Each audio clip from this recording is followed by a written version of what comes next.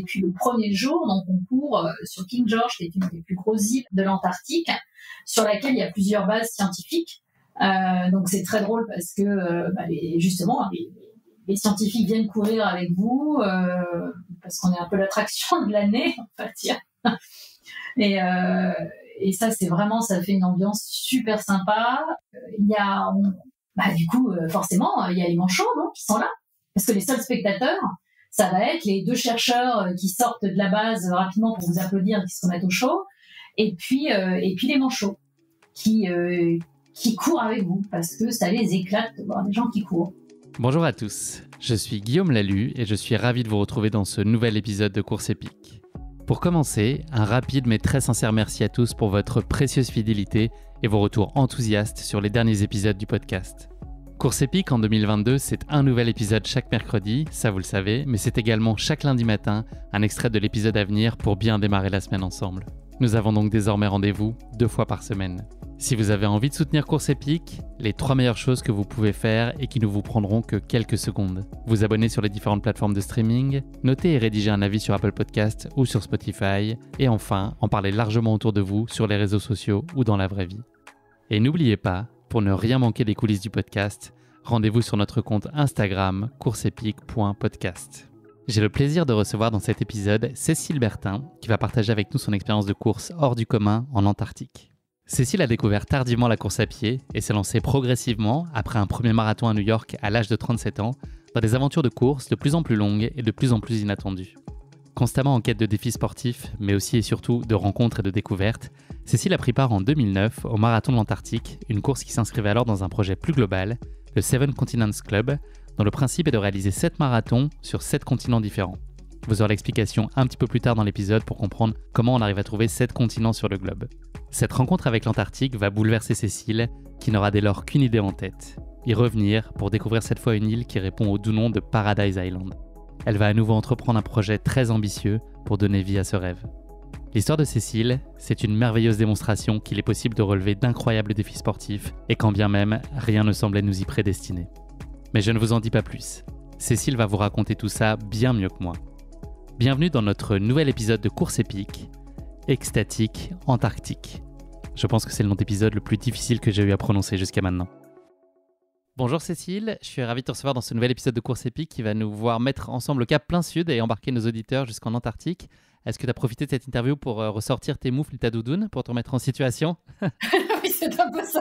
Je suis sous le On plaid. fait l'interview au mois de mars, ça pourrait être approprié, bureau. ceci dit. C'est pas complètement déconnant. Si on avait fait ça au mois de juillet, exactement. Ça aurait pu questionner un peu plus. Et Cécile, avant qu'on évoque plus particulièrement ta pratique sportive, est-ce que tu pourrais te présenter en quelques mots à nos auditeurs? Cécile Bertin, donc je suis journaliste et auteure. Enfin, je suis surtout auteure et journaliste parce que mon activité principale, ça reste quand même d'écrire des livres aujourd'hui. Et après, j'écris maintenant dans Jogging International tous les mois. Et puis dans tous les autres magazines en fonction des courses que je fais dans le monde. Et il y en a un paquet. Et il y en a, ça s'est un peu calmé comme tout le monde ces 2 dernières années, mais j'espère pouvoir repartir un peu. Et tu es une maman comblée de beaucoup d'enfants. Oui, j'ai 4 enfants. J'espère bientôt les petits-enfants. Le dortoir est déjà prêt et c'est authentique. Il y a déjà 3 lits prêts au cas où. Je suis au taquet, moi. J'ai T'as déjà choisi les prénoms? Non, j'ai pas osé aller jusque-là, mais bon. Les enfants sont prévenus. Non, j'en ai 4 qui sont aujourd'hui des grands enfants, parce que le petit dernier a 16 ans, donc autant dire qu'il est plus grand que moi maintenant, mon bébé. Et puis mon très grand, 28, vient de se paxer et j'attends avec impatience de pouvoir m'occuper du mariage. Un joli programme. Ouais, voilà. D'accord, et tu vis du côté de Nantes, c'est ça?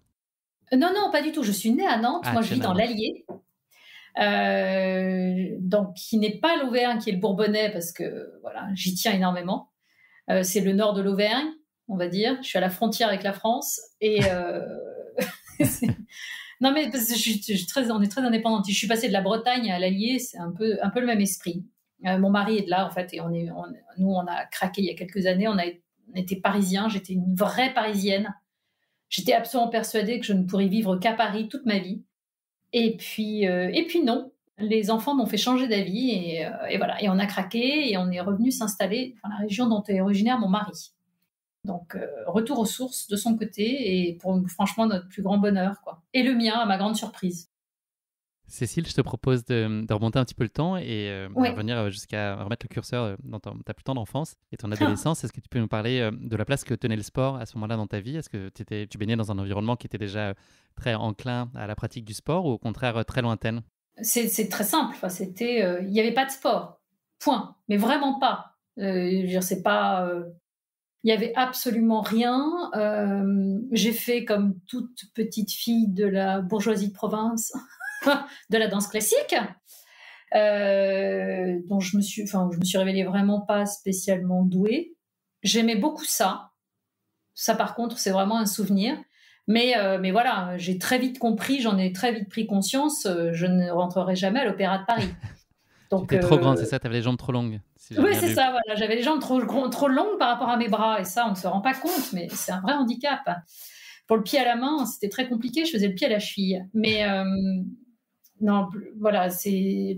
Donc, tu n'as pas baigné dans cet environnement-là, en tout cas. Là, on t'a jamais inculqué. Ouais, non. Chez nous, personne ne faisait du sport. Le seul sport qu'on pouvait faire, c'était faire du vélo à l'île de Ré l'été pour aller chercher le pain.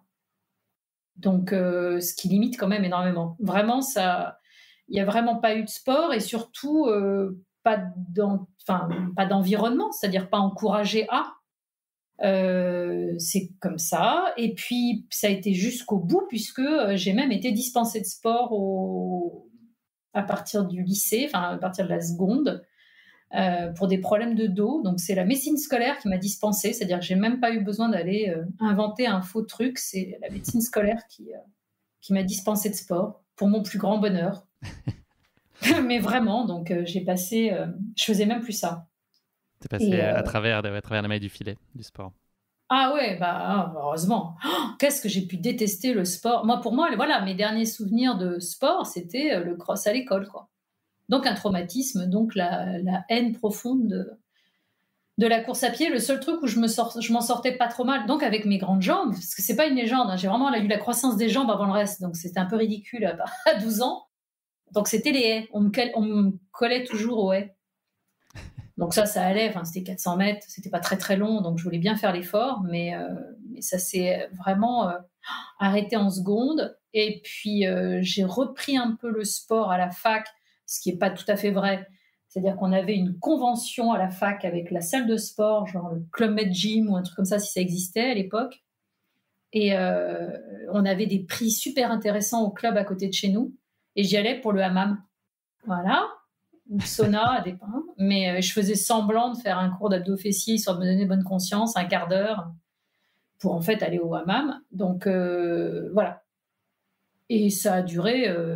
un bon petit moment quand même, puisque la course à pied, elle est arrivée bien plus tard dans ta vie. Oh là, oui.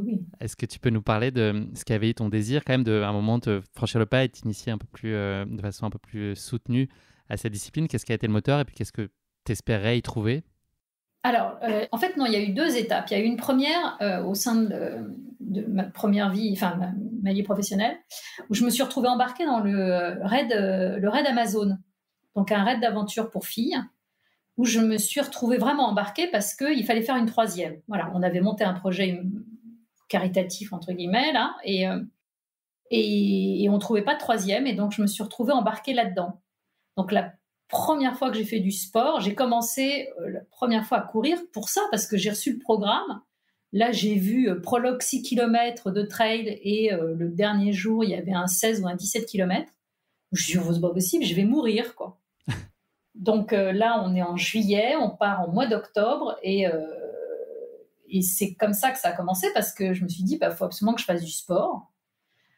Donc je me suis mise à commencer à courir en août, en vacances, pendant les vacances scolaires. Enfin, les vacances scolaires, pendant les vacances tout court, c'était les vacances scolaires, mais c'était mes vacances aussi à moi. Et là, ça n'a pas été piqué des hannetons. Les premiers essais, je me suis dit, mais c'est pas possible. Dans quoi je m'embarque? Enfin, je veux dire, ça a vraiment été un truc. Et je me suis inscrite à la Parisienne. Donc, moi, je fais vraiment partie de ces femmes dont la première course a été la Parisienne, la course féminine. Un format de 7 km, un petit peu moins, je crois. Qui était à l'époque 6 km 5, enfin, que c'est toujours un truc, c'est toujours un chiffre... un peu, en tout cas bâtard, mais un 6 km 7, un truc comme ça, bon. Et ce qui est à dire, ça m'amuse beaucoup avec le recul de me dire que je ne me suis pas posé la question et que c'était forcément une course féminine pour une première course. Donc j'ai fait ça. J'ai enchaîné après une discussion à la machine à café le lundi après ma course avec le Paris-Versailles, dont j'avais aucune idée de ce que ça pouvait être comme truc. Mais quand j'ai dit que j'avais un 17 km à faire à la machine à café, on m'a dit tu devrais faire le Paris-Versailles fin septembre. C'est la même distance. À l'époque, on pouvait s'inscrire, c'est l'époque d'un siècle que les gens ne peuvent pas connaître, où on pouvait s'inscrire un peu à l'arrache. J'ai fait le Paris-Versailles, j'ai marché évidemment toute la côte des Gardes, enfin bon, voilà, normal. Je ne serais pas capable de dire quel temps j'avais fait, mais je me souviens de cette longue allée pour aller au château de Versailles qui était dans le fond d'écran, là. Et puis j'ai fait le raid Amazon, et j'ai survécu au raid Amazon. Et c'est dans l'avion, au retour de ce truc, où j'ai fini, j'ai même pas fini dernière d'ailleurs, avec notre équipe, et c'est là dans l'avion que je me suis dit, je vais courir le marathon de New York. Voilà. Qu'est-ce qui a guidé ce choix ? J'en sais toujours rien.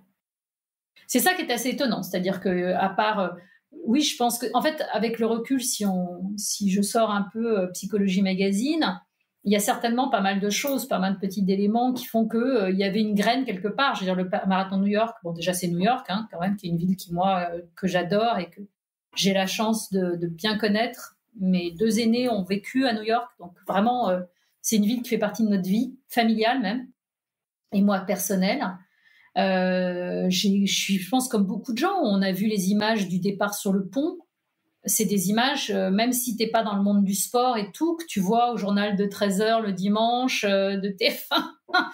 Donc, tu vois des photos, tu ne sais pas forcément toute l'histoire de ce marathon, mais voilà, c'était « je veux New York ». Et puis, il y avait tout un mixte, je pense, de choses, d'inconscient qui était dans un petit coin de ma tête. Et puis, quitte à mourir au bout de 42 bornes, autant que ce soit à Central Park, quoi. C'est bien plus chic. Ça a plus de classe. Donc, je pense qu'il y avait tout ce mélange-là. Mais bon, je me mets ça en tête, mais il y avait une autre urgence pour moi, c'était d'avoir un 4e enfant.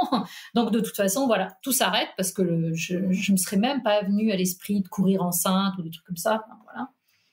Donc, moi, je me suis complètement arrêtée. J'ai eu mon petit dernier et j'ai donc repris. Le projet ne m'a pas quittée. Et le projet est revenu quand Paul avait après 10 mois. Là, je me suis dit, je peux recommencer la course à pied. Et là, tout est reparti à ce moment-là. Est-ce que tu pensais à inscrire cette première expérience à New York dans une perspective de long terme, ou tu voyais ça plutôt comme une démarche très ponctuelle, en fait, une expérience que tu avais envie de vivre une fois, mais qu'on n'appelait pas nécessairement d'autres ? Oui, parce que de toute façon, dans ma tête, c'était un défi. Et comme des gens sautent en parachute pour leurs 40 ans, c'est pas pour ça qu'ils s'embauchent, qu'ils se vont chez les paras juste derrière, quoi.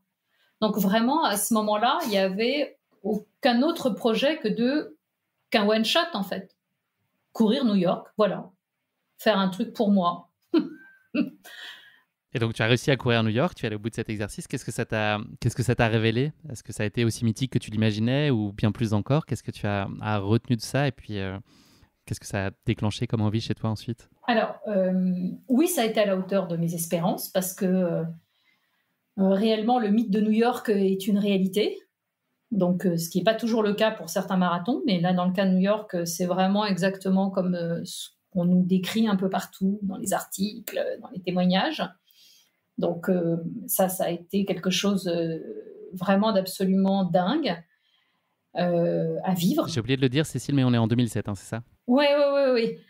Et puis, il se trouve que ceux qui sont comme on va quand même parler à des gens, à des gens qui connaissent un peu l'univers de la course à pied, ça coûte très cher, le marathon de New York.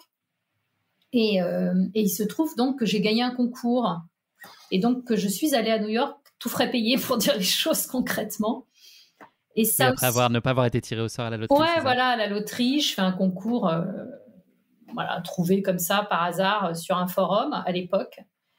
Et je pense que dans ma tête, ouais, ça s'est rajouté à toute l'émotion que j'ai pu vivre là-bas et tout, de se dire, bon, c'est peut-être le début de quelque chose. Il y a peut-être un signe. Moi, je ne sais pas que je crois au signe ou des choses comme ça, mais c'est vrai que là, vous finissez par par vous poser la question. Quand New York se passe super bien, que je passe sous les 4 heures à New York, alors bon, j'ai pas gagné New York, hein, mais symboliquement, c'était super fort pour moi. Tu l'as fini, tu l'as gagné? Oui, je l'ai gagné en tous les cas contre moi-même. Donc ça a été super fort. Et ça a été finalement le début de quelque chose. Oui. On aura l'occasion justement de revenir un peu plus tard dans l'épisode sur tes projets comme le Seven Continents et le Grand Slam. Mais tu as eu envie ensuite de jouer avec les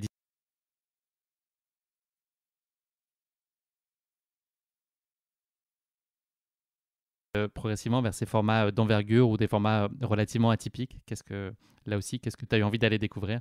Ouais, alors déjà, il y a eu la première fois où j'ai rallongé la distance, ça a d'abord été sur route, tout simplement, parce que moi, j'ai commencé donc à enchaîner un peu les marathons et très vite, on m'a prise d'assez haut, alors que moi, j'étais hyper fière de moi. On m'a dit, ouais, mais la vraie distance, c'est 100 km.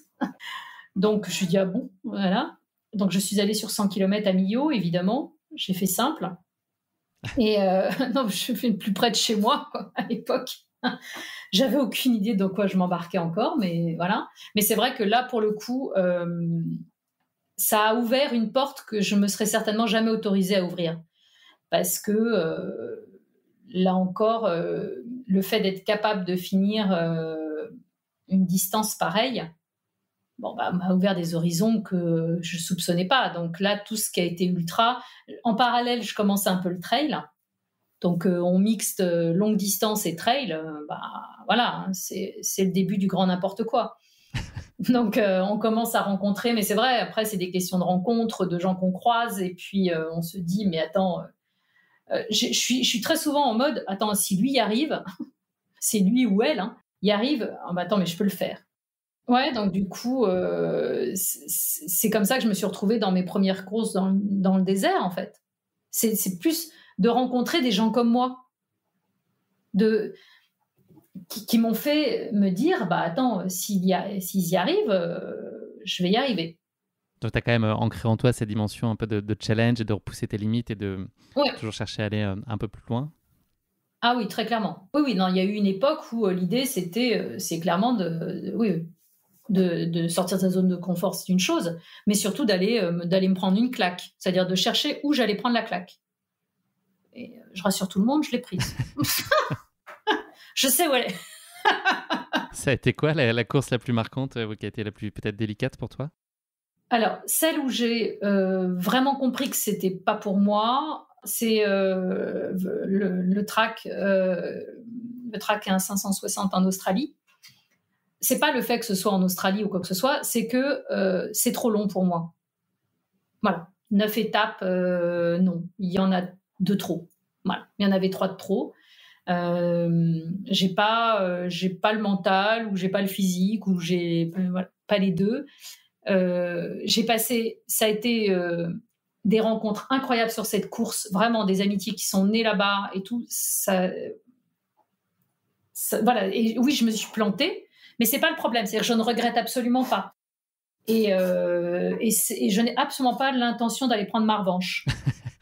Voilà. Chacun reste chez soi.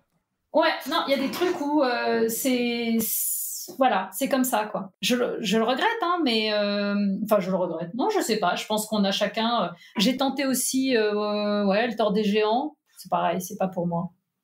Donc ça, c'est des apprentissages à chaque fois pour toi. Ça t'aide à préciser ce que tu as envie de faire et puis là où il faut pas que tu ailles. Exactement. Parce que oui, il y a une question de notion de sortir de sa zone de confort et de tout ce qu'on veut, mais il y a un moment, il faut pas non plus que ça devienne vraiment une corvée, que ça devienne carrément dangereux. Ce qui a été le cas sur une ou deux courses que j'ai pu faire, où là, je me suis vraiment mise en danger. Donc voilà, maintenant, ce que je disais au tout début, je reste aussi une mère de famille qui a 4 gamins et qui veut voir ses petits-enfants. Donc on va se calmer 2 minutes, quoi. Est-ce que tu as aujourd'hui un format de prédilection ou ton plaisir il vient justement de un peu mélanger et aller un peu au gré de tes inspirations du moment et construire peut-être un calendrier un peu hétérogène pour aller chercher des expériences très différentes? Oui, alors très clairement, moi, c'est les courses en étapes où je m'éclate le plus. Les courses les non-stop, je m'en suis rendu compte. 100 km en non-stop, oui. 200, ça commence à être un peu plus compliqué. Et j'en ai pas forcément envie. alors que les courses en étapes restent, à mon avis, les plus accessibles, et je mets ça entre guillemets, on est bien d'accord, hein, mais sont celles où je suis le mieux parce que j'ai des qualités d'endurance d'endurance physique et mentale. C'est-à-dire que remettre voilà, l'ouvrage sur le métier tous les matins, j'en ai les capacités pendant 6 jours. Pas 9 donc, mais 6, oui. Donc, et puis ça va, c'est un ensemble, c'est des expériences. 6 jours dans le désert, c'est quand même un truc assez unique, quoi, à vivre aussi. Comment est-ce que tu structures tes années, enfin ton calendrier? Est-ce que tu te dis que chaque année, il faut que tu vives une expérience particulièrement marquante ou dans un endroit où tu n'as jamais eu la chance d'aller jusqu'à maintenant? Est-ce que tu as besoin de défis sportifs systématiquement? Est-ce que tu aimes bien retourner dans des courses que tu as aimé faire? Comment est-ce que tout ça s'organise et comment est-ce que tu composes aussi avec la réalité de ce qu'est une vie de famille, même si tes enfants sont grands, c'est, j'imagine, un peu plus simple. Mais comment est-ce que tout ça prend place et qu'est-ce que toi, tu cherches? Oui, bah justement, enfin donc oui, c'est ce que tu soulèves et ce qui est une réalité. C'est-à-dire que là, aujourd'hui, c'est beaucoup plus facile pour moi d'organiser une année puisque le petit dernier est absolument ravi quand maman se casse. Donc, ce qui n'était pas forcément le cas. Tu peux être sûr que dès le samedi soir, il y a les 45 copains à la maison avec le DJ et la boule disco. Là, on sent que tant que maman laisse une carte bleue, il n'y a aucun problème. Donc, c'est vrai que vraiment, au niveau organisation, c'est tout de suite un peu plus facile aujourd'hui que ça n'a pu l'être clairement il y a 10 ans quand je montais des gros projets. Maintenant, oui, j'ai mes courses doudou. J'appelle ça mes courses doudou, donc mes courses où j'y suis tous les ans. C'est pas tes charentaises, c'est tes doudous, c'est autre chose. Ah mais ouais, c'est exactement ça. J'aime bien. Ma voiture, c'est y aller toute seule. Je retrouve les copains. C'est un peu des rendez-vous. Et donc en gros, Trèves-Verbier Saint-Bernard, pour dire les choses. J'ai un peu le sentiment que si je débute pas l'été avec eux, ça me fait bizarre. Et après, oui, j'essaye toujours qu'il y ait une ou deux courses par an qui soient un peu des objectifs, des gros trucs qui vont être de la découverte. Ouais. Donc là, clairement, si tout se passe bien, je serai en Jordanie en fin d'année, qui est un désert que je ne connais pas, que je rêve de faire depuis très longtemps. Et voilà, c'est mon grand truc de l'année. C'est quand même très difficile d'être à plus de 2 ou 3 grosses courses par an. Il faut quand même être lucide. Je veux dire, même si pour moi c'est un travail, je vieillis, hein, donc et voilà. Donc il y aura ça. Non, par contre, ouais, la seule différence, c'est qu'aujourd'hui, oui, je suis nettement plus capable de dire, bah voilà, je vais y aller, mais je vais faire une distance plus courte. Tant pis. Alors que oui, il y a 5 ans, je me serais forcément alignée sur les longues distances. Tu as commencé à nous le dire, parmi les points forts que tu as autodiagnostiqués, il y a ton endurance à la fois physique et mentale. Est-ce que tu vois d'autres aspects sur lesquels tu penses que tu étais bien loti par la nature, ou en tout cas sur lesquels des talents que tu as su développer, et puis peut-être des choses qui sont moins naturelles pour toi? Bah après, oui, il y a quand même des choses où là, pour le coup, il se trouve que je supporte plutôt bien les grosses chaleurs, donc, mais ça, j'ai pas le sentiment de m'être entraînée pour ça, hein, donc c'est des choses que tu découvres. Après, oui, c'est le côté peut-être un peu têtu pour certains trucs, en sachant que vraiment, aujourd'hui, je suis pas capable de me faire aussi mal que j'ai pu le faire à une époque. Très, très, très honnêtement.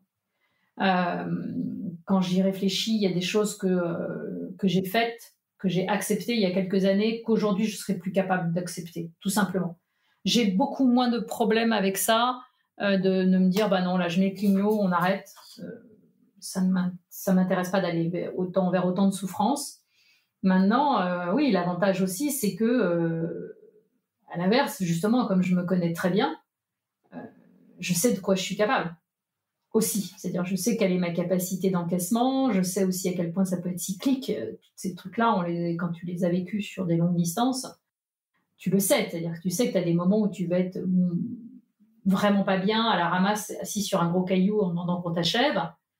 Mais tu sais aussi que que le lendemain ça va aller. Les ampoules, tu sais que sur plusieurs jours, et ben ouais, le 2e jour ça peut être l'enfer, et pourtant le 4e tu seras là en train de courir. Donc, c'est des choses que tu apprends qui sont le résultat d'une expérience acquise avec les années. Ça fait très Gandalf, l'histoire. La grande sage. La grande sagesse, tu sais, ça me fait rire. Non, mais vraiment, très clairement, il y a ça. Aujourd'hui, ça joue. C'est-à-dire, je reste justement assez paradoxalement beaucoup plus dans ma zone de confort. Je me connais, je sais ce que je peux encaisser et ce que je peux faire. Donc, c'est déjà pas mal. Merci beaucoup, Cécile, pour cette rapide présentation. On aurait pu y passer encore beaucoup de temps, mais il faut qu'on se jette tête baissée dans ta course épique. Mais avant ça, un des points de passage obligés, le premier checkpoint de l'émission, c'est la basket chinoise. C'est donc le format de portrait chinois version sportif. Première question de cette basket chinoise, Cécile. Si tu étais un personnage fictif, est-ce que tu serais Gandalf, justement, ou est-ce que tu serais quelqu'un d'autre? Non, je serais Scarlett O'Hara. J'ai réfléchi à cette question.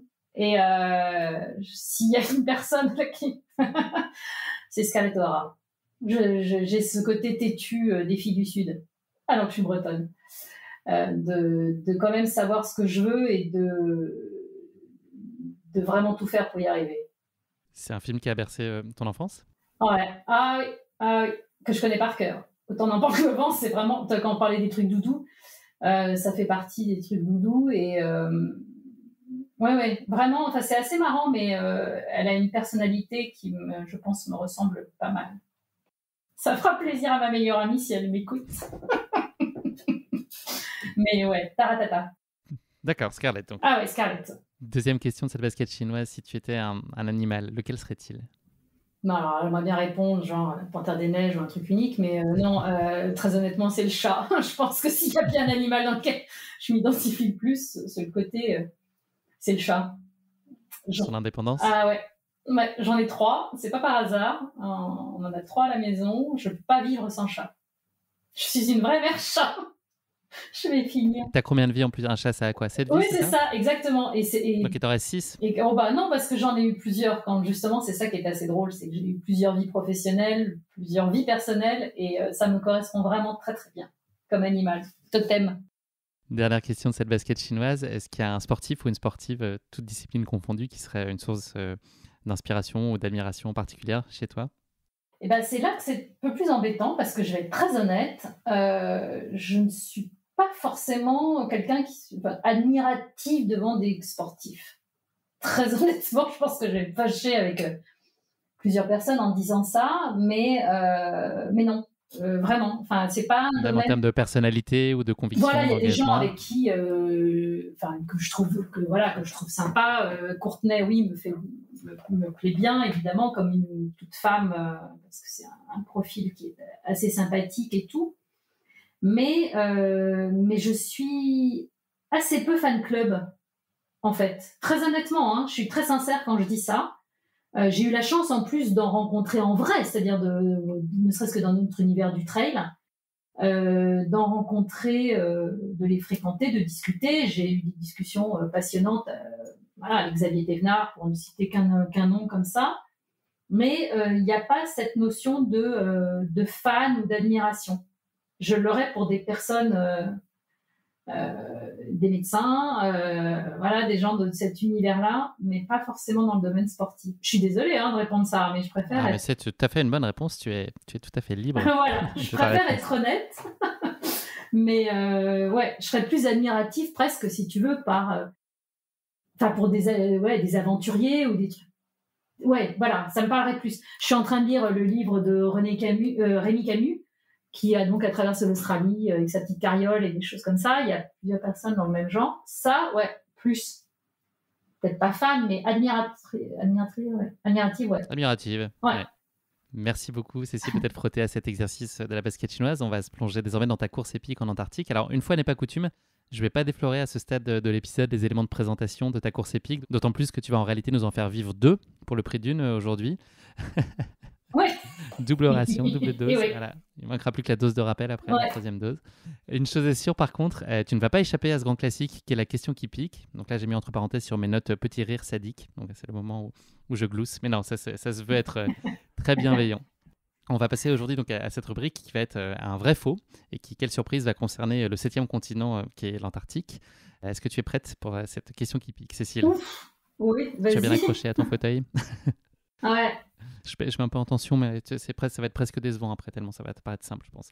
Première question de ce vrai faux. Il n'y a pas de fuseau horaire en Antarctique, Par rapport à la France? de manière générale. Oui, oui, oui. Non, non, je crois pas, ouais. J'en sais rien du tout. Je sais pas le souvenir parce que forcément, nous, on était sur le fuseau d'Ushuaïa. Oh, bah alors là, la bonne question. Je vais prendre en compte ta première Je m'en réponse rappelle pas. intuitive qui était la bonne, effectivement. Qui est vrai qu'il n'y a, Ouais, pas, il y a pas parce de que. fuseau horaire, en fait, donc c'est assez étonnant parce que dans un monde qui est obsédé par le temps qui passe comme le nôtre aujourd'hui, Ouais, l'Antarctique se soumet pas vraiment à la tyrannie des horloges et adopte une attitude qui est assez désinvolte avec ce sujet-là. Elle est en fait à la confluence donc, de tous les fuseaux horaires du monde et donc en théorie, ce devrait être celle de chacun d'entre eux, mais en réalité, ce continent reste détaché des contraintes horaires rationnelles et utilise une méthode qui pourrait être inhabituelle, n'en reste pas moins très efficace, qui consiste à choisir son fuseau horaire opérationnel. Donc les scientifiques qui sont évidemment les plus exposés au sujet et qui travaillent sur place, ils restent ouais. généralement dans le fuseau horaire du pays d'où ils sont partis. Donc ça peut causer quelques problèmes, on imagine, tu vois, quand on prend toutes les stations du Chili, de la Chine, de la Russie, du Royaume-Uni Oui, qu'on oui, peut trouver sur exactement. place, ça peut rapidement être le bazar quand il faut organiser une réunion de crise et tous se parler au même moment sur les différents fuseaux horaires. Mais voilà, en tout cas, la réalité, c'est que c'est ça. Donc chacun voit un peu midi à sa porte. Midi à sa porte, oui, Exactement. c'est ça. Et donc voilà, donc il n'y a pas vraiment de fuseau horaire en Antarctique. Je suis très heureux de t'accorder ce premier point. Bravo, Cécile, tu en es sorti haut la main. Et je pense qu'avec la deuxième question, ça va aller très bien aussi. En Antarctique, pour lutter contre le froid sur leurs membres, les coureurs mettent à profit la faune locale et ils utilisent des manchots de compression. Non, oui, non, le manchon. Mais Je n'ai oui, pas puis pu résister, je m'excuse. ouais, les manchons et donc les manchots et pas les Donc c'est pingouins. faux, effectivement. Ouais, C'est pas des manchots de voilà, c'est compression, faux. c'est bien des manchons et je pense que même des manchons de compression, c'est pas tout à fait adapté avec les températures. 2 sur 2, on Ouais. continue, je sens que ça va être un grand chelem. L'Antarctique a connu dans l'histoire des températures qui étaient identiques à celles de Sydney en hiver. Sydney en hiver, c'est 17 degrés à peu près, pour te donner un ordre d'idée. Ouais. Possible ou Alors, je veux pas? bien qu'il y ait eu le réchauffement. Possible. Moi, je dirais possible. Bah, c'est vrai, bravo. En Ouais. fait, donc, ça peut être étonnant parce que la température la plus froide jamais enregistrée sur le globe a été en Antarctique avec moins 89 degrés. Mm. Donc, c'est pas forcément intuitif d'imaginer qu'il peut aussi, à l'extrême inverse, avoir fait un peu plus chaud et au-dessus de zéro. Et en réalité, l'Antarctique était même autrefois presque aussi chaud que l'est donc Melbourne en hiver aujourd'hui. Les chercheurs ont estimé il y a 40 ou 50 millions d'années, donc on n'était pas là pour le vérifier, mais que les températures de l'Antarctique pouvaient aller jusqu'à 17 degrés et ils ont même trouvé des fossiles qui montraient que l'Antarctique était autrefois couverte de Mm. forêts vertes et verdoyantes et qu'elles avaient été habitées par des dinosaures, figure-toi. Le Voilà. savais-tu? Ah non, ça, le coup des dinosaures, non, ça, je savais Non, pas. non, je l'ai appris aussi en Mais, préparant l'émission.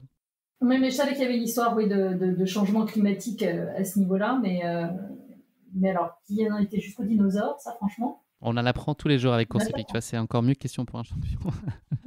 C'est J'ai ma ça. reconversion toute trouvée. Bravo en tout cas, tu as su rester de glace et garder ton sang-froid, Cécile, pour pas tomber dans les pièges que je t'ai Ouais. diaboliquement tendus et ça n'a pas l'air de te déplaire. Et voilà. Voilà, le grand chelem. Allez, on va passer maintenant enfin à ta course épique en Antarctique. Je te propose à nouveau de rembobiner le temps, mais un tout petit peu moins loin que la première fois, et puis de nous plonger dans le vol qui t'a mené jusqu'à New York un jour d'octobre 2007, et qui finalement, au gré des échanges que tu avais eus en amont de ce vol, t'a permis de prendre connaissance d'un bouquin qui a a posteriori un peu changé ta vie, et puis qui t'a lancé sur des nouveaux défis. Est-ce que tu peux nous raconter quel était le premier de ces défis? En fait, ce qui s'est passé, donc voilà, je pars à New York. J'ai découvert quelque temps avant, via un livre que j'ai lu dans l'avion, l'existence d'un club qui s'appelle le Seven Continents Club, donc, qui, comme son nom l'indique, est le club des 7 continents. Donc, ce sont les personnes qui ont couru un marathon sur les 7 continents. Évidemment, il n'y en a pas 7, je le sais. Non, mais voilà, je précise. Le club est américain. Ils ont séparé l'Amérique du Nord et l'Amérique du Sud, ce qui en soi n'est pas hyper choquant non plus. Et l'Antarctique est donc souvent appelé le 7e continent. Et donc le premier Français à être rentré dans ce club a écrit un livre que moi j'ai découvert via un site, un forum, Courir le Monde, pour ne le citer. Je lis ce livre dans l'avion. Et en fait, le marathon de l'Antarctique, m'arrête. C'est-à-dire que je découvre d'abord quelque chose que je ne connaissais pas du tout. Et il y a eu un coup de cœur immédiatement à lire, pas du tout pour l'histoire de la course en elle-même, qui en soi reste, on va dire, 42 km de trail blanc, hein, faut dire les choses, c'est pas plus, pas moins. Mais c'était tout ce qu'il y avait à côté qui m'a parlé. Le fait que tu passes une semaine en Antarctique avec des gens du monde entier qui ont tout un point commun, c'est d'avoir voulu courir un marathon là, mais ça va beaucoup plus loin. Et c'est là que l'histoire a commencé. C'est-à-dire que donc, je termine New York, sous les 4 heures, tout va très bien et tout. Et c'est en rentrant que je me dis, mais j'ai envie d'y aller. J'ai envie de faire ça moi aussi, de le vivre. Mais tout ça demande de trouver des sponsors. Parce que j'ai pas gagné au loto. J'ai gagné un concours pour New York, mais j'ai pas gagné le loto pour autant. Et donc, il faut que je trouve des fonds. Et c'est comme ça qu'en fait, tout s'est imbriqué. Ça a été étape par étape. Il faut trouver des sponsors. Donc, pour trouver des sponsors, j'ai très vite compris qu'il fallait un storytelling. 7 marathons, 7 continents, quitte à le faire, autant faire les 7 continents. En 80 jours, ça parle à tout le monde. Je suis née à Nantes, Jules Verne, hommage, voilà. C'est vraiment ça, hein, ça s'est construit comme ça. Il fallait un chiffre qui parle à tout le monde. Et ça a vraiment été le cas d'ailleurs. Donc voilà, je commence par ça. Je décide que le marathon de Paris sera mon dernier. Tu peux justement nous expliquer le principe. En gros, il y a toute l'attitude, sans mauvais jeu de mots, pour pouvoir créer son propre parcours sous réserve qu'on passe bien par un marathon sur chacun des 7 continents, un marathon officiel. Voilà, et ce qu'il faut surtout bien comprendre, c'est qu'il faut que ce soit des marathons officiels validés par les fédérations. C'est pour ça que ce n'est pas la même chose que ce dont on parle très souvent aujourd'hui, parce que c'est devenu, pas la mode, j'exagère, mais il y a eu beaucoup de communication sur les 7 marathons, 7 continents en 7 jours, dont on a vu passer pas mal d'articles. Ça, c'était pas possible pour moi, tout simplement parce que ce sont des marathons qui sont organisés autour de l'aéroport. Vous faites 42 bornes, vous remontez, mais c'est pas des marathons validés.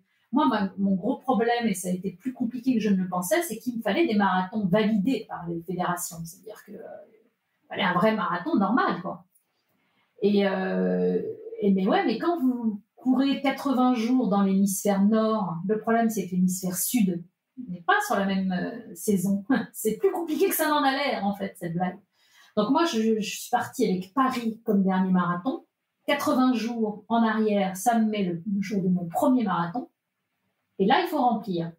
Et ça a été très compliqué. En fait, pour l'hémisphère sud, j'avoue que ça a été beaucoup plus compliqué. Et c'est comme ça que je me suis retrouvée au fin fond du Chili, sur un marathon. On était 40 au départ, complètement improbable, à quelques encablures d'ailleurs d'Ushuaia, mais du côté chilien, à Puerto Montt, voilà, pour valider l'Amérique du Sud. Donc, ça a été déjà épique de construire juste le planning, en fait.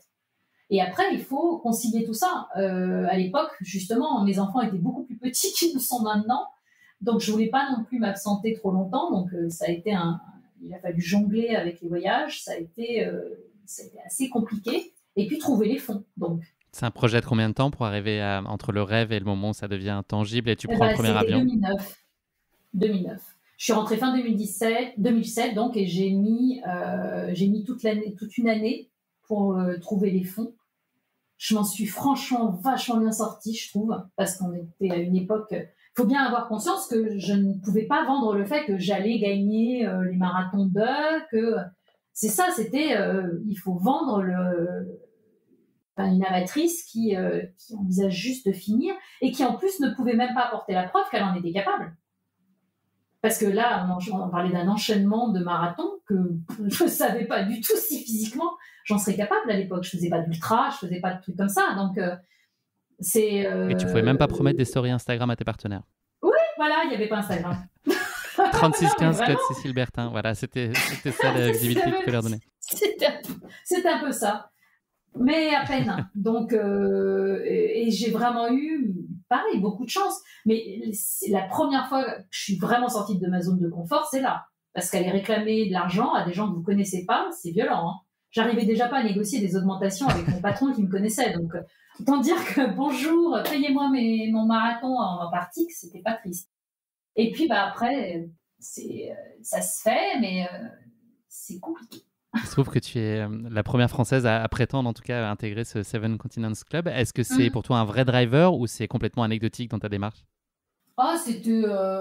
oui, non, c'était anecdotique, en fait. C'était plus pour parler un peu, première Française, voilà, c'était presque le hasard qui faisait les choses. Par contre, ce que je ne savais pas et ce que je regrette presque maintenant, aujourd'hui, c'est qu'à ce moment-là de l'histoire, j'ai aussi été la première personne au monde, je tiens à le dire, à être entrée aussi vite dans le Seven Continents Club. C'est-à-dire qu'il n'avait jamais eu personne à le faire aussi vite. Ce qui fait que quand je suis allée en Antarctique avec l'organisateur, donc avec le créateur du club qui était là, les Américains qui étaient là, tous étaient persuadés que je venais pour le Guinness des records. Alors que, moi, je ne le savais même pas. Je ne m'étais pas posé la question, en fait. Donc, vraiment, ils m'ont tous dit, mais pourquoi tu n'as pas fait valider ça par le Guinness des records? À ce moment-là, ça relevait du Guinness. Ouais. Donc, c'est assez marrant. Est-ce que tout ce projet que tu as construit, on imagine bien que tu dois avoir évidemment beaucoup de bénéfices à aller courir sur ces différents continents. Est-ce que tout ça, malgré tout, c'est la clé d'entrée pour te donner accès à ce rêve qui est de courir sur l'Antarctique? Est-ce que c'est vraiment ça le sujet? Et puis, si oui, enfin même au-delà de ça, même sinon d'ailleurs, quel imaginaire pour toi ça nourrit l'Antarctique à ce moment-là? Qu'est-ce que tu projettes dans cette envie-là? Ah oui, bon, très clairement, ce qui me faisait rêver, c'était l'Antarctique. Enfin, c'était vraiment ça la clé. Je pense qu'on est beaucoup d'abord parce qu'on a des images en tête, les icebergs, la glace, les animaux. On s'est tous plus ou moins endormis devant le commandant Cousteau le dimanche après-midi, je pense. Pas de ma génération, en tous les cas. Donc, c'est pareil, on a tout ça dans l'inconscient, c'est dans notre inconscient collectif, ce continent, et on a des images. J'avais des images. Aujourd'hui, j'ai des sons qui sont revenus parce que c'est le son de ce continent est vraiment très particulier. Le bruit de la glace qui se brise, qui craque et tout, c'est vraiment quelque chose qui est vraiment unique à vivre. La rencontre avec la faune que j'imaginais pas aussi forte. Vraiment, quoi, la première fois que vous voyez qu'une baleine et son baleineau vient frôler votre zodiaque, on s'est tous retrouvés à pleurer, quoi. Vraiment, c'est-à-dire qu'il y a eu une espèce d'émotion qui m'a prise alors que j'aurais jamais imaginé ça, vivre ça. Il y a eu tout cet ensemble, ce qui fait qu'il y a eu 42 bornes le premier jour, mais c'est complètement... c'est presque anecdotique dans le souvenir. Justement, est-ce que tu peux nous en dire un peu plus sur la course en elle-même qui effectivement, enfin, c'est ce que tu le dis, c'est ça, c'est la course, c'est une des composantes finalement d'une expérience qui est beaucoup plus globale et qu'on peut faire d'ailleurs, qu'on peut vivre de plusieurs façons. Est-ce que tu peux nous raconter toi comment tu as décidé de vivre cette semaine-là? Voilà, on reparlera un petit peu plus de la course juste après, mais déjà dans son contexte général, projette-nous dans la réalité sur ton bateau là-bas, comment tout ça s'est organisé? Ouais. Déjà, il y a tout un périple parce que vous prenez le bateau à Ushuaïa. Le principe en fait de ce marathon, c'est tout simplement vous faites une croisière. C'est une croisière classique en Antarctique. Hein. Ils n'affrètent pas un bateau spécialement pour ça. Il se trouve qu'on le remplit avec juste les marathoniens, mais c'est un brise-glace russe classique qui sert à faire les croisières là-bas. Ce qui sous-entend une chose qui est quand même très importante, c'est que c'est le capitaine qui est maître à bord. Donc, c'est le capitaine et non pas l'organisateur qui va décider si on met les zodiacs à l'eau le jour de la course. Ce qui est quand même un truc qu'il faut avoir en tête. Mais... Donc, la probabilité existe concrètement que tu ne puisses jamais fouler le sol. Ouais, et c'est déjà arrivé. Donc, que le marathon n'ait pas pu... parce que les conditions météo n'étaient pas bonnes et que il n'y a pas de possibilité de changer le plan de navigation. Donc, ça, c'est des choses qui arrivent. Vous passez le Cap Horn, quand même, quoi. Je veux dire, c'est quand même juste un peu mythique.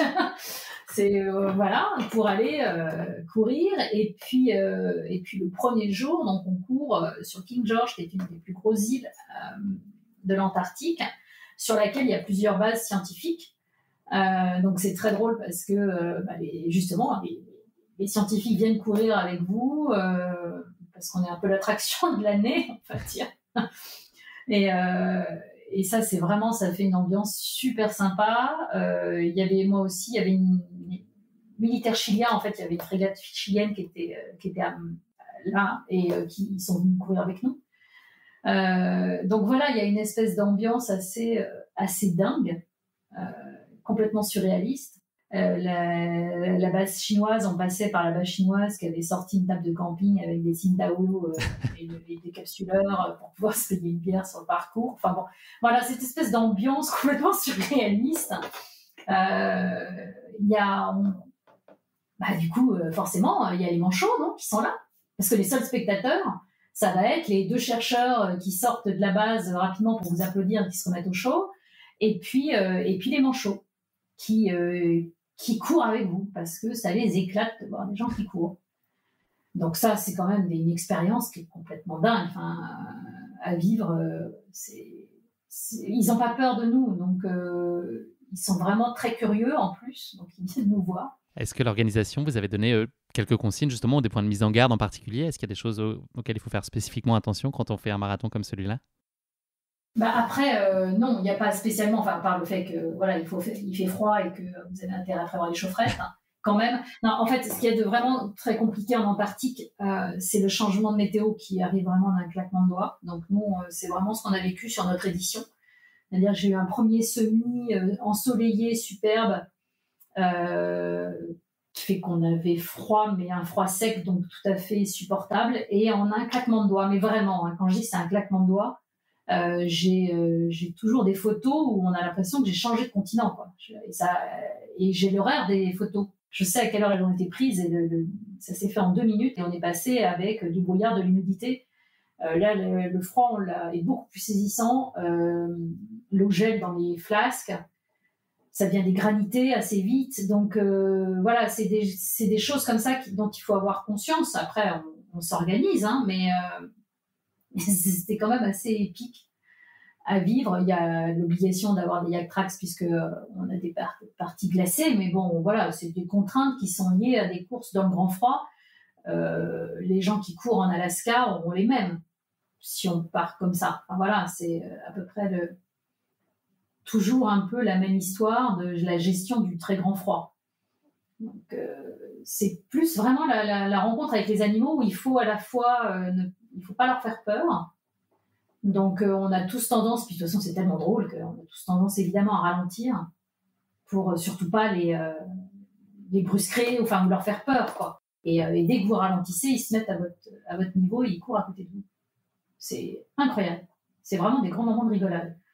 Et voilà, enfin, c'est 42 km assez hors norme quand même à vivre. Et puis surtout derrière, vous continuez la croisière parce que c'est quelque chose que j'ai oublié de préciser. Beaucoup de gens ne le savent pas forcément. Il y a 2 marathons en Antarctique aujourd'hui qui sont organisés.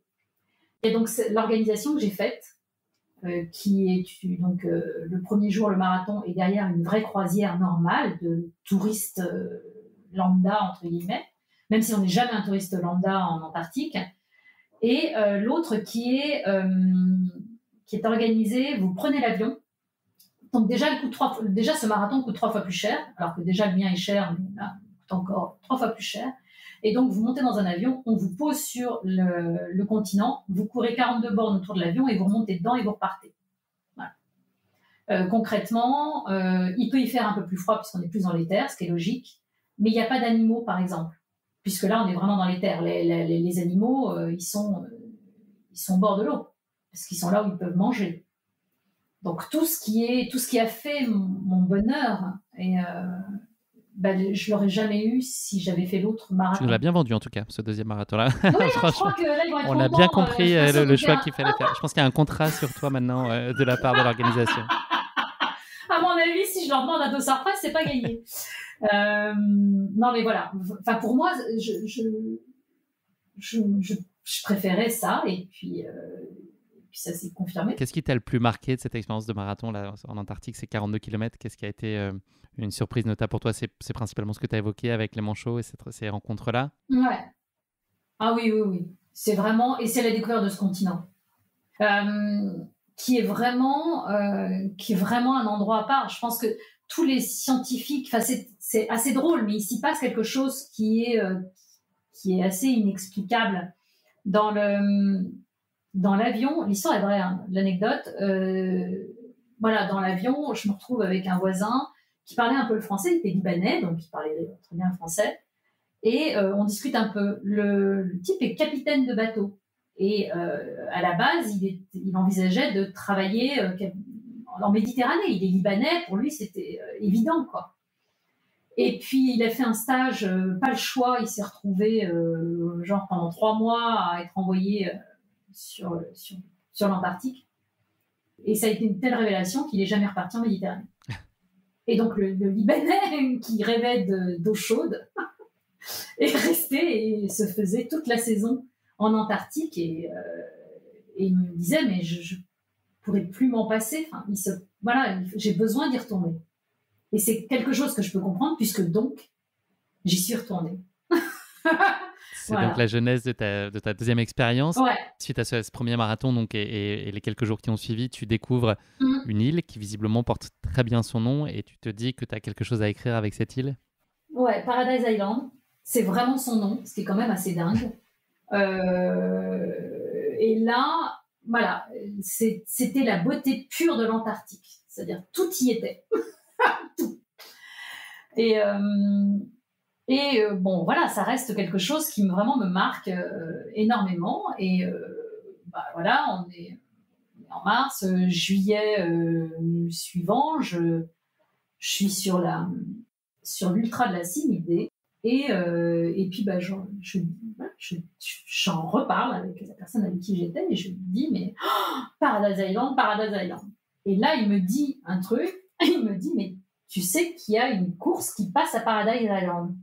Je dis, comment il y a une course qui passe à Paradise Island? Et il me parle de Racing the Planet, The Last Desert, donc, qui est le seul ultra en étape de 250 km organisé en Antarctique, dont je ne connaissais absolument pas l'existence. Et ben voilà. C'est reparti pour un tour. C'est reparti mon kiki. Là, je découvre que... alors, ça va être très compliqué parce que le nombre de places était également évidemment très limité puisque c'est un bateau point barre. Ça ne peut pas être plus. Et pour compliquer la donne, il faut avoir validé 2 déserts donc organisés par Racing the Planet, qui est un des plus gros organisateurs de courses en étapes dans le monde, qui est assez peu connu en France, mais à l'international, qui est évidemment quasiment leader, je pense. Et il faut avoir validé donc 2 déserts. Là, pareil, nouvelle problématique, il faut trouver des sponsors, puisque tout ça coûte toujours un rein, et j'en ai déjà perdu un avec mon premier défi. Non, mais voilà, il faut que je retrouve de l'argent. Sachant que là, l'idée, c'est de ne pas faire une seule course par étape. Pour boucler la boucle, il faut en faire 4. C'était de faire, voilà, il faudrait en faire au moins 2 sur les 3 qu'ils proposent. Je découvre en me plongeant un peu là-dedans qu'il existe le Grand Slam, ce qu'ils appellent le Grand Slam, c'est-à-dire faire les 4 déserts en une année. C'est tous les 2 ans. L'Antarctique n'est organisé que tous les 2 ans. Donc voilà, vous savez quelle année c'est. Ça peut pas être. Donc on est en 2009. Il faut que il y a 2010, mars 2010 pour la première course. J'essaie en catastrophe de trouver les fonds que je ne trouve pas parce que là on est sur des sommes pareil rebelote, on est sur un montant quand même qui est très élevé. Donc ça me reporte en 2012. Voilà. Et je vais mettre en réalité, je valide mes fonds. J'ai quand même fin 2010, j'étais bonne. C'était validé. Donc finalement, j'ai eu presque l'année 2011 pour me préparer, en tous les cas. Mon premier marathon des sables a été en 2011, dans le but de préparer 2012. Voilà. Et je suis partie, et donc en une année, alors là, ça a été une année totalement cinglée, vraiment, puisque donc j'ai fait ces 4 courses-là, en terminant donc en Antarctique.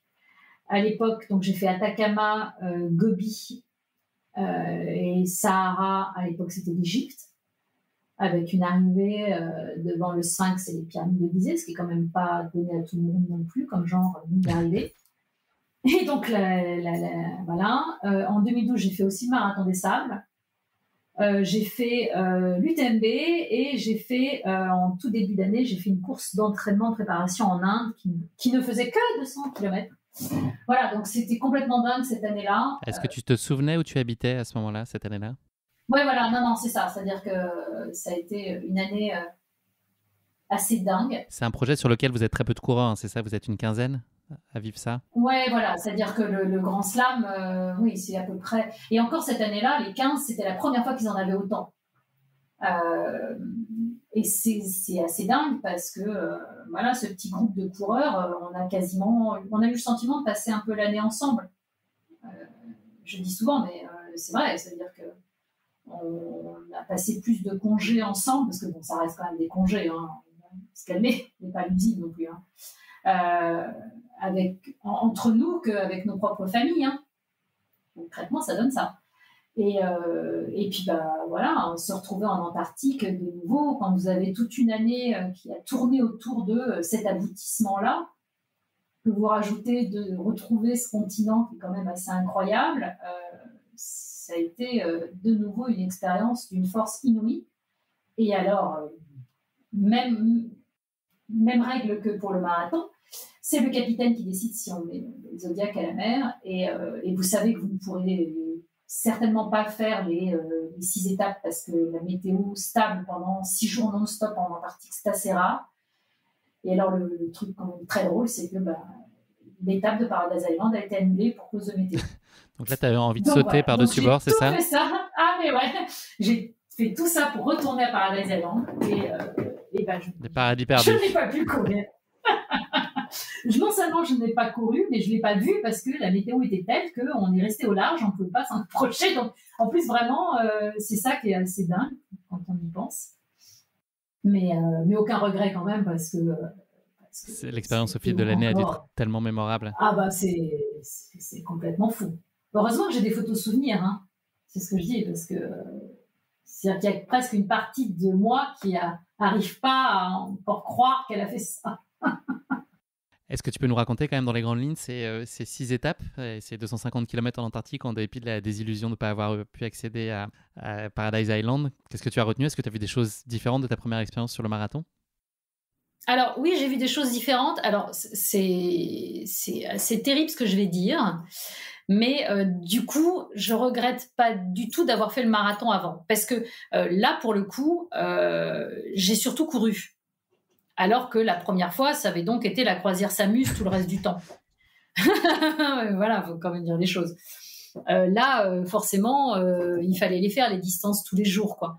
Donc, il y avait des étapes qui tenaient plus de hamster sur neige que de course en elle-même, puisque à chaque fois, c'est lié aux autorisations obtenues sur une parcelle de l'île ou du continent. Enfin bon, c'est quelque chose qui est un peu compliqué. C'est plus une expérience unique. Et là encore, de rencontre. Le fait qu'on va vivre en communauté, c'est sur un bateau, c'est plus sur un camp, mais c'est sur un bateau. Et c'est rebelote. On a... les manchots qui sont avec nous. Enfin, il faut être prêt à accepter ça, c'est-à-dire qu'il faut être prêt à accepter que la course s'arrête parce que, par exemple, les manchots ont décrété qu'ils passaient dans notre trace. Et donc, évidemment, on a interdiction formelle de les perturber. Parce qu'on peut se dire que c'est même les coureurs qui marchent un peu dans leur trace, a priori. Oui, voilà, c'est ça. Et puis, donc, c'est vrai que ça fait c'est très particulier. Je pense que vraiment une personne qui est obsédée par son chrono, qui est là pour la perf ou machin, d'abord il va s'emmerder, dire les choses vulgairement mais très clairement, parce que c'est pas ça le but. Vraiment, je pense. On est tous là dans l'idée de vivre une expérience assez unique. Donc, il faut faire très attention. Il y a énormément de règles, évidemment. On doit vraiment rester dans des zones très limitées, puisqu'il ne faut pas non plus abîmer la nature et tout. Donc, ça reste quand même des courses avec des règles très compliquées à suivre, je pense que certaines personnes ne seraient pas capables d'accepter non plus, forcément. Mais le jeu en vaut la chandelle, sans foi. Ouais, parce qu'on se marre tellement. Enfin, c'est vraiment des grands moments de rigolade, quoi. Franchement, c'est ça, en fait. Moi, c'est ce que j'en ai retenu, quoi. C'est vraiment des fous rires à observer les animaux. C'est c'est une solidarité entre les gens venant du monde entier, parce qu'on vient du monde entier. À une époque, là, en ce moment, où c'est un peu compliqué, c'est toujours bon de rappeler que voilà, c'est plutôt ça, plutôt des moments comme ça. Il n'y a plus de nationalité, il n'y a plus que des gens qui sont là pour kiffer le moment au maximum. Et c'est limite si on ralentit pas pour remonter le plus tard possible sur le Zodiac.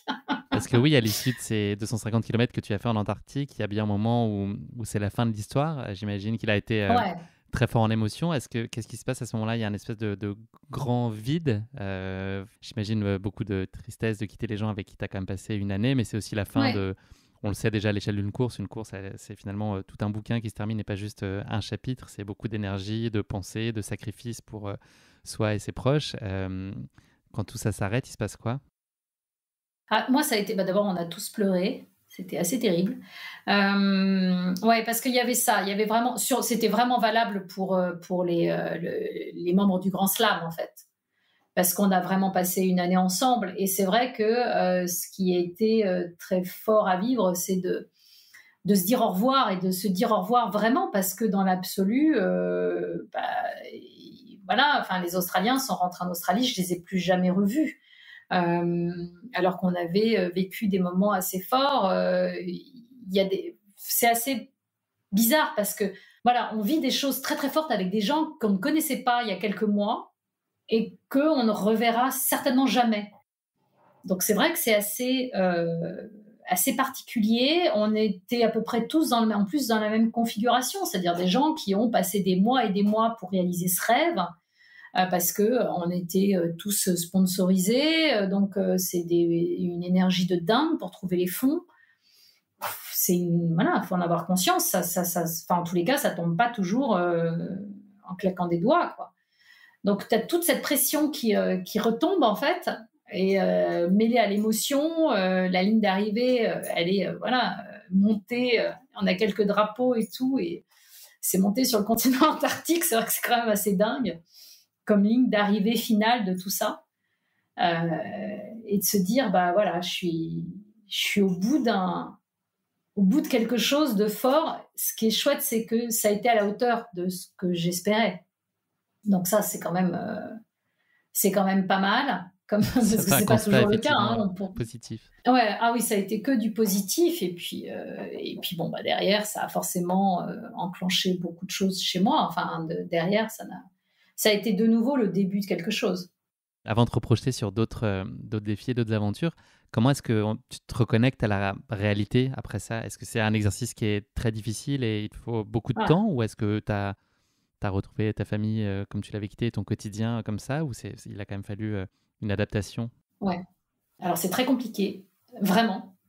Moi, je dis toujours que je suis contente d'habiter en province, parce que je rajoute le sas du train avant de rentrer à la maison. C'est mes 2h30 de train pour replonger dans la vraie vie. Bon, l'avantage, c'est que j'ai des enfants qui me ramènent très très vite à la réalité, parce que on me tombe dessus en me demandant de faire les lessives parce qu'ils n'ont plus rien à se mettre. Donc, tout de suite, je rebascule dans mon quotidien de maman et tout.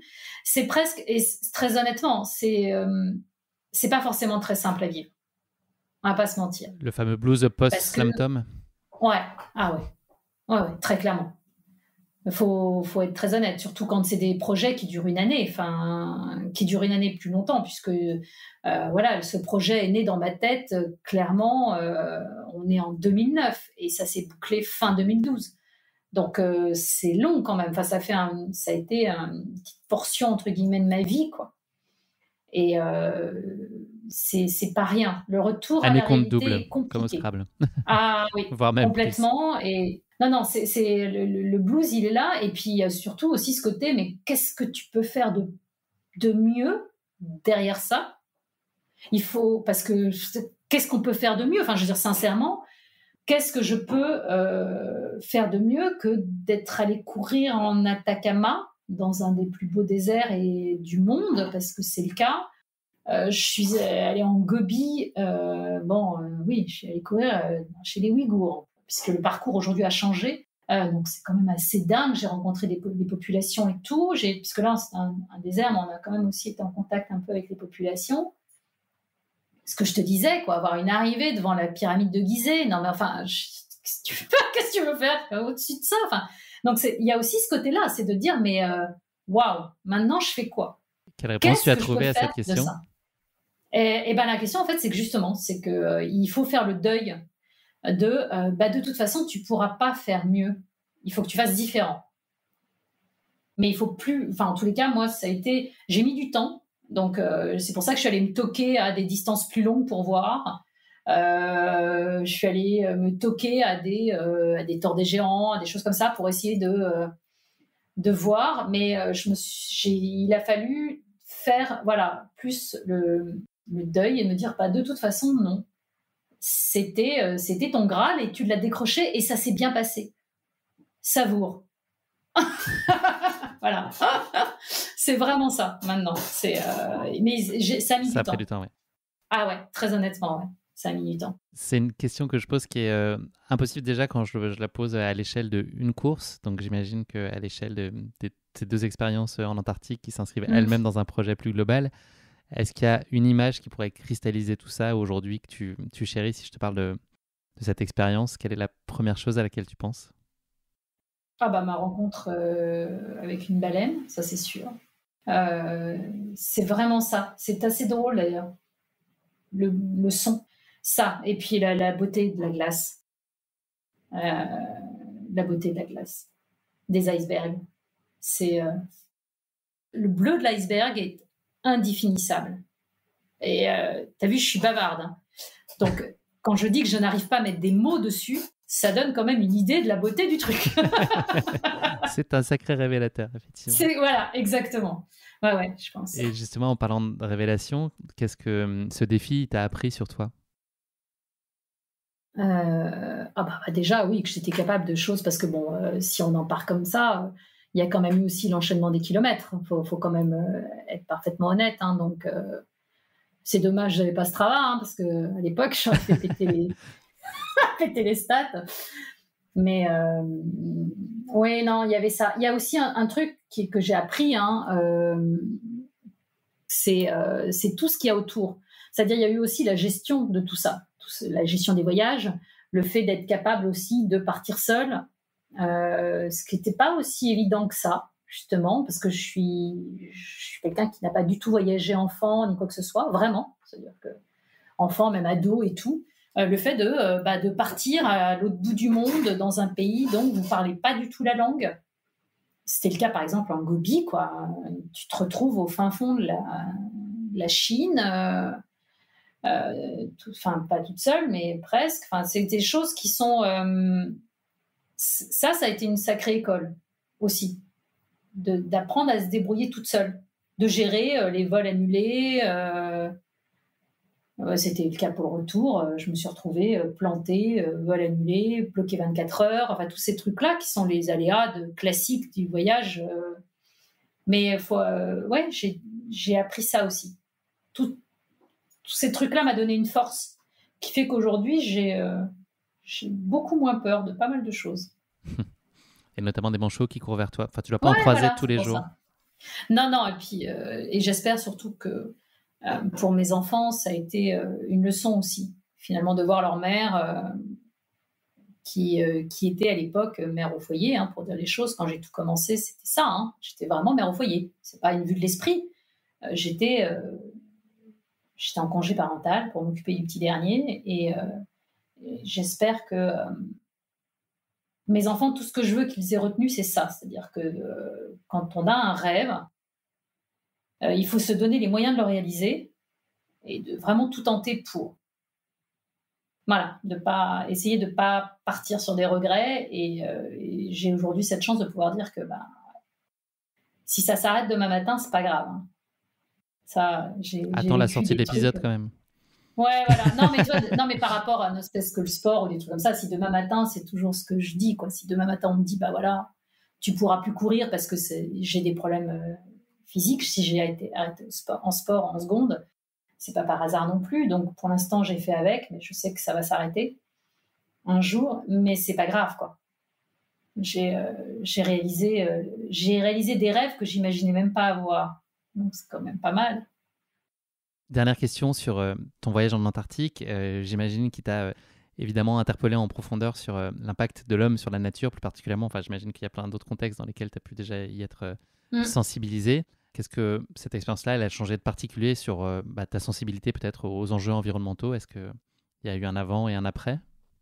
Alors, c'est toujours le problème, je vais être très honnête. Le problème, c'est que je voudrais bien dire que je suis devenue ultra écolo, mais ce ne serait pas vrai.